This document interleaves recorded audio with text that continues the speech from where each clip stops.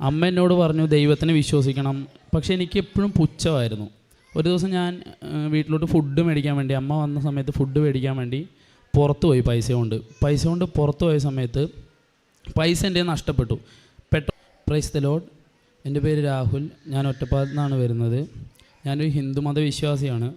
ചെറുപ്പം തൊട്ട് അമ്പലങ്ങളും എല്ലാം ആയിട്ട് ഒരുപാട് ചേർന്ന് നിൽക്കുന്നൊരു ഫാമിലിയാണ് എൻ്റേത്. പിന്നീട് എന്തെന്ന് വെച്ച് കഴിഞ്ഞാൽ എൻ്റെ അമ്മമ്മയായിരുന്നു എൻ്റെ ഏറ്റവും വലിയ ഫ്രണ്ട്. എനിക്ക് എന്ത് ഞാൻ പറയുന്നതും എല്ലാം കേൾക്കാനും എനിക്ക് ഏറ്റവും കൂടുതൽ സപ്പോർട്ട് ചെയ്യുന്ന എൻ്റെ അമ്മമ്മയായിരുന്നു.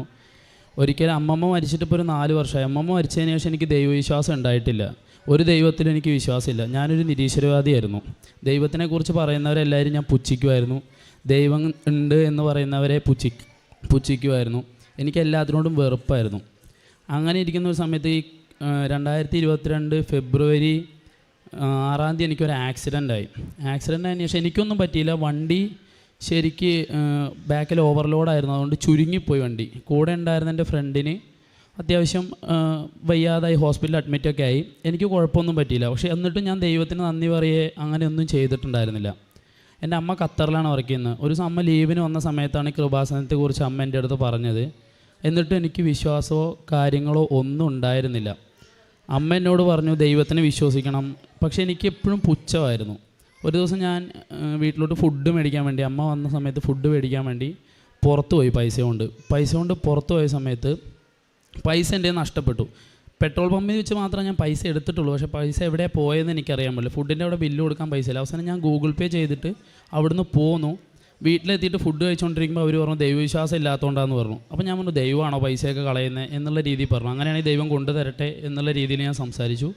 എന്നിട്ട് അവിടെ നടയിലിരുന്നായിരുന്നു ഫുഡ് കഴിച്ചുകൊണ്ടിരുന്നത്. അതായത് അളിയൻ ക്രിസ്ത്യനാണ്. അപ്പോൾ ചേച്ചി കല്യാണം കഴിച്ചിരിക്കുന്ന അളിയൻ. അവിടെ നടയിലിരുന്ന ഞാൻ ഫുഡ് കഴിച്ചുകൊണ്ടിരുന്നത്. ആ സമയത്താണ് ഞാൻ പറഞ്ഞു ദൈവം കൊണ്ടുതരട്ടെ എന്ന്. അപ്പോൾ ഒരു 2ാം ക്ലാസ്സിൽ പഠിക്കുന്നൊരു കൊച്ച്, അവിടെ പുറത്തുള്ള വീടിൻ്റെ അടുത്തുള്ള കൊച്ചാണ്. അവൻ ആ പൈസ കൊണ്ടുവന്നിട്ട് പറഞ്ഞു ഇവിടുന്ന് ഈ പൈസ കളഞ്ഞ് കിട്ടിയെന്ന്. പക്ഷേ ഞാൻ അവിടെ വെച്ച് എൻ്റെ പോക്കറ്റിൽ നിന്ന് പൈസ എടുക്കുക, വണ്ടി നിർത്തുക ഒന്നും ചെയ്തിട്ടില്ല. അന്ന് എനിക്കൊരു ചെറിയൊരു വിശ്വാസം വന്നു. അങ്ങനെ ഞാനിവിടെ കൃപാസനത്തിൽ വന്ന് മാർച്ച് 3 ആദ്യമായിട്ട് ഉടമ്പടി എടുക്കുന്നത്.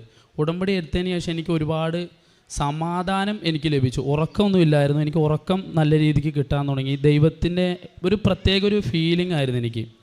അതുപോലെ തന്നെ ഞങ്ങൾക്ക് 12 വർഷമായിട്ട് വീടോ സ്ഥലങ്ങൾ ഒന്നും ഇല്ലായിരുന്നു. ഉടമ്പടി എടുത്തതിൻ്റെ ഫലമായിട്ട് കയ്യിലൊരു പൈസ പോലും ഇല്ല. പക്ഷേ ഞങ്ങൾ ജോലി എടുക്കുന്ന പൈസ എവിടെ പോകുന്നത് എങ്ങനെ ഒന്നും അറിയില്ല. പക്ഷേ ഉടമ്പടി എടുത്തതിൻ്റെ ഫലമായിട്ട് ഞങ്ങൾക്ക് 11 സെൻറ്റ് സ്ഥലം ഞങ്ങൾക്ക് ലഭിച്ചു. കടം മേടിച്ചിട്ട് എങ്ങനെയാണ് പൈസ കിട്ടിയെന്ന് ഒന്നും ഞങ്ങൾക്കറിയില്ല. അതിന് ഞങ്ങൾ മാതാവിൻ്റെ അടുത്ത് 1000 നന്ദി പറയുന്നു. അതുപോലെ ഫുട്ബോൾ കളിച്ചിട്ട് എൻ്റെ കാലിൻ്റെ ലിഗമെൻറ്റ് 2 മുട്ടിന് ഇഞ്ചുറി ഉണ്ടായിരുന്നു. ഇടയ്ക്കിടയ്ക്ക് ജസ്റ്റ് ഒന്ന് സ്ലിപ്പാകുമ്പോൾ തന്നെ കാല് ഡിസ്പ്ലേസ് ആവുന്നൊരു അവസ്ഥയായിരുന്നു. ഓപ്പറേഷൻ വേണമെന്നൊക്കെ ഡോക്ടർ പറഞ്ഞുകൊണ്ടിരുന്നു. പക്ഷേ ഉടമ്പടി തൈലത്തിൻ്റെയും ഉപ്പിൻ്റെയും വിശ്വാസ പ്രമാണത്തിൻ്റെയൊക്കെ ഒരു പവറിൻ്റെ ഇതിൽ എനിക്കിപ്പോൾ ഒരു കുഴപ്പമില്ല. എൻ്റെ മുട്ടിൻ്റെ വേദന ഫുള്ളായിട്ട് മാറി. അതുപോലെ തന്നെ നല്ല മുടി കൊഴിച്ചിലുണ്ടായിരുന്നു, താരനുണ്ടായിരുന്നു. അതെല്ലാം എനിക്ക് ഉടമ്പടി തൈലത്തിൻ്റെയും വിശ്വാസ പ്രമാണത്തിൻ്റെയും ഇതായിട്ട് മാറി. ഞാൻ ഖത്തറിലായിരുന്നു ഞാനും ജോലി ചെയ്തുകൊണ്ടിരുന്നത്. കഴിഞ്ഞ ഡിസംബർ 6 ഞാൻ ഖത്തറിൽ നിന്ന് തിരിച്ചു വന്നു. പിന്നെ എനിക്ക് തിരിച്ചു പോകാൻ പറ്റുന്നില്ല. എൻ്റെ വിസയ്ക്ക് എന്തോ പ്രോബ്ലം. അതായത് എനിക്ക് വിസ ക്യാൻസലായിട്ടില്ല, എന്ന് എക്സ്പയർ ആയെന്നാണ് കാണിക്കുന്നത്. എനിക്ക് വേറെ വിസയിൽ കയറാനോ ഒന്നിനും പറ്റുന്നുമില്ല. അങ്ങനെ ഞാനിവിടെ വന്ന് അതിനുശേഷം ഞാൻ മാതാവിനോട് മുട്ടിപ്പായി പ്രാർത്ഥിക്കാൻ തുടങ്ങി. ഒരുപാട് പ്രാർത്ഥനയും കാര്യങ്ങളും അല്ല ചെയ്യേണ്ടത്. നമ്മൾ ചെയ്യേണ്ട പ്രാർത്ഥനയാണ് ഉടമ്പടി പ്രാർത്ഥന എന്ന് ഇവിടെ അച്ഛൻ്റെ ധ്യാനങ്ങളെന്നും അച്ഛൻ പറയുന്നതൊക്കെ കേട്ടപ്പോൾ ഞാനതുപോലെ ഹോസ്പിറ്റലുകളിലാണ് ഏറ്റവും കൂടുതൽ ഞാൻ പോയിക്കൊണ്ടിരുന്നത്. അവിടെ പോയി ഓരോരുത്തർക്ക് പത്രങ്ങളൊക്കെ നമ്മൾ പ്രാർത്ഥിച്ച് വിതരണം ചെയ്യുമ്പോൾ ഒരാളത് വേണ്ടാന്ന് പറയുമ്പോൾ മനസ്സിനെ വല്ലാതെ വേദനിപ്പിക്കും. പക്ഷേ തൊട്ടടുത്ത് ചെല്ലുന്ന അടുത്ത സെക്കൻഡ് ഒരു 3 പേരെങ്കിലും എൻ്റെ അടുത്ത് ചോദിച്ച് കൃപാസനത്തിലെ പത്രം മേടിക്കാൻ തുടങ്ങി. അങ്ങനെ എനിക്ക് ഒന്നുകൂടെ വിശ്വാസം കൂടി. ജോലി സംബന്ധമായിട്ട് പല സ്ഥലങ്ങളിലോട്ട് ഞാൻ പോകുമ്പോഴും പത്രം എപ്പോഴും കൊണ്ടുപോകാറുണ്ട്. കാരണം അവിടെ പോയിട്ട് എല്ലാവർക്കും കൊടുക്കാറുണ്ട്. അങ്ങനെയൊക്കെ ആയിരുന്നു. ഇപ്പോൾ ലാസ്റ്റായിട്ട് ഞാൻ ഇവിടെ അടുത്ത് ആലപ്പുഴ ഒരു ഹോട്ടലിൽ ഞാൻ ഹോട്ടൽ മാനേജ്മെൻറ്റ് കഴിഞ്ഞാൽ ഷെഫാണ്. ഇവിടെ ഹോട്ടലിൽ ഞാൻ കയറിയായിരുന്നു, ജോലിക്ക് കയറിയായിരുന്നു. ആ ജോലിക്ക് കയറുന്നതിൻ്റെ തലേ ദിവസം ഞാൻ പൂങ്കാവ് പള്ളിയിൽ പോയിട്ട് ജസ്റ്റ് ഒന്ന് പ്രാർത്ഥിക്കാമെന്ന് വിചാരിച്ച് ജസ്റ്റ് ഒന്ന് പോയായിരുന്നു. അപ്പോൾ അവിടെ പത്രം ഇരിക്കുന്നു ഒരു ടേബിളിൽ. അത് കണ്ടപ്പോൾ എനിക്ക് അവിടെ അങ്ങനെ വെച്ചിട്ട് പോകാൻ തോന്നിയില്ല. ഒരു അത്യാവശ്യം കുറച്ചുണ്ടായിരുന്നതില്ല. അപ്പോൾ ഞാൻ നേരെ അതെടുത്ത് ചെട്ടിയാട് ഹോസ്പിറ്റലിൽ കൊണ്ട് എല്ലാവർക്കും വിതരണമൊക്കെ ചെയ്ത് ഞാൻ അവിടുന്ന് തിരിച്ച് വന്ന് വീട്ടിൽ വന്ന് പിന്നെ ഞാൻ എൻ്റെ ജോലിയുടെ കാര്യത്തിന് വേണ്ടി ഒരുപാട് പ്രാർത്ഥിക്കുമായിരുന്നു. കഴിഞ്ഞ ഒരു ധ്യാനത്തിൽ ഇവിടെ ജോസഫ് അച്ഛൻ പറഞ്ഞായിരുന്നു, നമ്മൾ നമ്മുടെ ആവശ്യങ്ങൾക്ക് വേണ്ടി പ്രാർത്ഥിക്കാതെ നമ്മളുടെ നിത്യതയ്ക്ക് വേണ്ടി പ്രാർത്ഥിക്കാൻ വേണ്ടി പറഞ്ഞായിരുന്നു.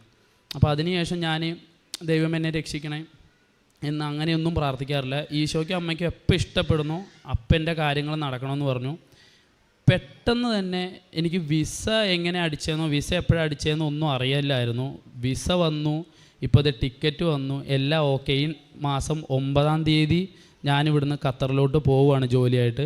ഈ ജോലിയുടെ ഈ കാര്യം എൻ്റെ കൂട്ടുകാർക്കോ എൻ്റെ വീട്ടുകാർക്കോ ആർക്കും തന്നെ അറിയില്ല.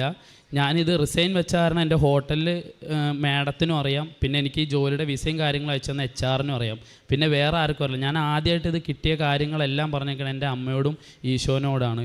ഇനി ഇത് കഴിഞ്ഞിട്ട് ഇവിടെ സാക്ഷി പറഞ്ഞതിന് ശേഷമാണ് ഞാനിത് എല്ലാവരുടെ അടുത്തും പറയുള്ളൂ, അല്ലെങ്കിൽ എൻ്റെ സാക്ഷ്യം കണ്ടിട്ടാണ് ഇത് എല്ലാവരും അറിയാൻ പാടുള്ളൂ എന്നുള്ളൊരു വാശി എനിക്കുണ്ടായിരുന്നു. ഞാൻ അതിനുവേണ്ടി മാതാവിനോട് കരഞ്ഞു പ്രാർത്ഥിക്കുമായിരുന്നു. അതിൻ്റെ എല്ലാ അനുഗ്രഹങ്ങളും കൃപകളും എനിക്കിപ്പോൾ മാതാവ് തരുന്നുണ്ട്. അതുപോലെ തന്നെ ഉറക്കമില്ലായ്മ ഭയങ്കര ഒരു പ്രശ്നമായിരുന്നു. ഉടമ്പടി എടുത്തതിന് ശേഷം ഇന്ന് വരെ എനിക്ക് ഒരുപാട് ടെൻഷനോ ഉറക്കമില്ലായ്മയോ സങ്കടങ്ങളോ കാര്യങ്ങളോ ഒന്നും ഉണ്ടായിട്ടില്ല. എന്നും നെഞ്ച് പൊട്ടിയാണ് ഞാനിവിടെ മാതാവിനെ കാണാൻ വരാറുള്ളത്. പക്ഷെ എന്നും വരുമ്പോൾ എനിക്കിവിടെ എത്തിക്കഴിഞ്ഞാൽ ഭയങ്കര സന്തോഷമാണ്. എന്താ കാര്യമെന്ന് എനിക്കറിയാൻ പാടില്ല. അതുപോലെ തന്നെ പക്ഷെ ഇന്ന് ഞാൻ വന്ന് വളരെ സന്തോഷമായിട്ടാണ്. കാരണം ഞാൻ പോലും പ്രതീക്ഷിക്കാതെ എനിക്ക് പെട്ടെന്ന് തന്നെ ഒരു മാസം പോലും എടുത്തില്ല, അത്രയും പെട്ടെന്ന് എനിക്ക് എല്ലാ കാര്യങ്ങളും എൻ്റെ അമ്മ മാതാവ് എനിക്ക് നേടിത്തന്നു. അതുകൊണ്ട് എൻ്റെ അമ്മയ്ക്കും ഈശോയ്ക്കും 1000 നന്ദി. എനിക്കും എൻ്റെ കുടുംബത്തിനും എന്നെ ഇവിടുത്തെ സാക്ഷിയായി ഉയർത്തണമേ എന്ന് പ്രാർത്ഥിക്കാറുണ്ട്. എന്നെ ഇവിടുത്തെ സാക്ഷിയായി സ്ഥിരം സാക്ഷിയായി എന്നെ എൻ്റെ കുടുംബത്തെ ഉയർത്തണമെന്ന് ഞാൻ പ്രാർത്ഥിക്കാറുണ്ട്. അങ്ങനെ ഉയർത്തിയതിന് എനിക്ക് ഈശോയ്ക്കും അമ്മയ്ക്കും ഞാൻ 1000 നന്ദി അർപ്പിക്കുന്നു. നമുക്ക് നന്നായി കരമടിച്ച് ദൈവത്തെ മഹത്വപ്പെടുത്താം. പരിശുദ്ധ അമ്മ ഈശോയും ഈ മകൻ്റെ ജീവിതത്തിൽ ആദ്യമൊരു ദൈവവിശ്വാസിയാണ്, ഹിന്ദു വിശ്വാസത്തിലുള്ള ആളായിരുന്നു. പക്ഷേ അതിനുശേഷം അമ്മാമ്മ മരിച്ചതിന് ശേഷം ദൈവവിശ്വാസം നഷ്ടപ്പെട്ടു. നിരാശയിലേക്കും അതുപോലെ നിരീശ്വരവാദത്തിലേക്കും കടന്നു ചെന്നു. അതുകൊണ്ട് തന്നെ ആരോടൊക്കെ ഈ ദൈവമുണ്ടെന്ന് ആരൊക്കെ പറഞ്ഞിരുന്നു അവരോടൊക്കെ പുച്ഛിച്ചുകൊണ്ടും ദൈവമില്ലെന്ന് പറഞ്ഞ് നടന്നിരുന്ന മനുഷ്യനെ പരിശുദ്ധ അമ്മ ഈശോയും ഈ ഉടമ്പടി ബന്ധത്തിലൂടെ അതിനൊരു ചെറിയ അടയാളം അമ്മ തന്നെ ഒരുക്കിയത്. ദൈവത്തോട് തന്നെ ചോദിച്ചിരുന്നു, ദൈവമാണോ കാശ് നഷ്ടപ്പെട്ടു പോയപ്പോൾ ദൈവമാണോ കാശ് തരുന്നത്? അങ്ങനെ ദൈവം ഉണ്ടെങ്കിൽ എനിക്ക് കാശ് കൊണ്ട് തരട്ടെ എന്ന് ദൈവത്തിന് മുമ്പിൽ മുഖത്ത് നോക്കി പറഞ്ഞുകൊണ്ടിരിക്കുന്ന സമയത്താണ് 2-ാം ക്ലാസ് പഠിക്കുന്നൊരു കുഞ്ഞുകുട്ടി അവൻ വന്ന് ഈ നഷ്ടപ്പെട്ട പൈസ കൊണ്ട് കൊടുത്തിട്ട് പറയുന്നത്. അവിടുന്ന് തുടങ്ങിയതാണ് പിന്നീടുള്ള യാത്ര. അത് ഇപ്പം അമ്മ കുവൈറ്റിലെ ജോലി ചെയ്യുന്ന അമ്മ പുറത്ത് ജോലി ചെയ്യുന്നു. അവിടെ ആയിരിക്കുമ്പോൾ അമ്മയ്ക്ക് ഇവിടുത്തെ ഈ കൃപാസനത്തെക്കുറിച്ച് അറിയാമായിരുന്നു. അമ്മ പറഞ്ഞു കൊടുത്തു കൃപാസനത്തിൽ പോകണമെന്ന്. പിന്നീട് മനസ്സിലായി, ഇവിടെ വന്നപ്പോഴാണ് ഉടമ്പടി എടുത്തതിന് ശേഷമാണ് മനസ്സിലായത് എത്രമാത്രം ദൈവം നമ്മളെ കരുതുന്നുണ്ട്, സ്നേഹിക്കുന്നുണ്ട്. പരിശുദ്ധ അമ്മ എങ്ങനെയാണ് ഈ ഓരോ വ്യക്തികളെ നടത്തുന്നതെന്ന്. അപ്പോൾ ഉടമ്പടി ബന്ധത്തിൽ അത് വെറുതെ ഒരു പ്രാർത്ഥനയായിട്ട് കാണാതെ അതൊരു സീരിയസ് ആയിട്ടുള്ളൊരു പ്രാർത്ഥനയായിട്ട് ഉടമ്പടി ബന്ധം ദൈവവുമായിട്ടുള്ള ബന്ധം സ്ഥാപിക്കുന്നതാണ്. ദൈവത്തെയാണ് സ്വന്തമാക്കുന്നത്, ദൈവം എന്നെ സ്വന്തമാക്കിയെന്ന് ആഴമായി ബോധ്യപ്പെടാനും അതിനമ്മ സഹായിക്കുന്നുണ്ടെന്ന് ഒരു ഉത്തമ ബോധ്യത്തോടുകൂടെ തന്നെ ഈ മകന് ജീവിക്കാനായിട്ട് സാധിച്ചു. അതുകൊണ്ട് തന്നെ അമ്മയുടെ ഈശ്വരയും പൊതിഞ്ഞുള്ള സംരക്ഷണം തള്ളക്കോഴി കുഞ്ഞുങ്ങളെ ചിറകിൻ കീഴിൽ ചേർത്ത് നിർത്തുന്നത് പോലെ തന്നെ പരിശുദ്ധ അമ്മയുടെയും ഈശോയുടെയും സംരക്ഷണത്തിൽ ആയിരിക്കാനായിട്ട് കഴിഞ്ഞു.